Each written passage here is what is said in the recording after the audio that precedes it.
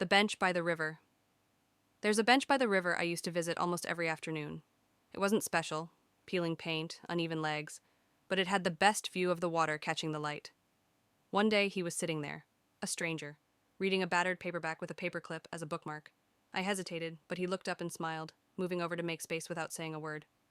We didn't talk that first day, just shared the bench. I read on my phone, he read his book, and the sound of the river filled the space between us. The next afternoon he was there again, and the next.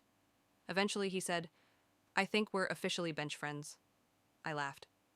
"Does that come with benefits?" He grinned. "Yeah, first pick of the good view." His name was Daniel. He worked nearby, taking his breaks at the river to reset his brain. We started trading stories, the best meal we ever had, the worst day of our lives, the songs we could never skip. He told me about his little sister who lived across the country. I told him about my dad's boat that hadn't touched water in years. Weeks blurred into months. The bench became ours. On cold days, he brought me coffee.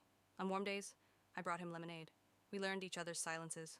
One late autumn afternoon, when the leaves were falling like slow confetti, he said, "You know, I think this might be my favorite place in the whole city." I asked why. He didn't look at the river. He looked at me. It wasn't a confession, exactly, but it was enough. We never labeled what we had. Maybe we didn't need to.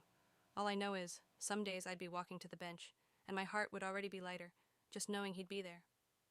Last week, he told me he got a job offer overseas. I smiled and congratulated him, even as something inside me tightened.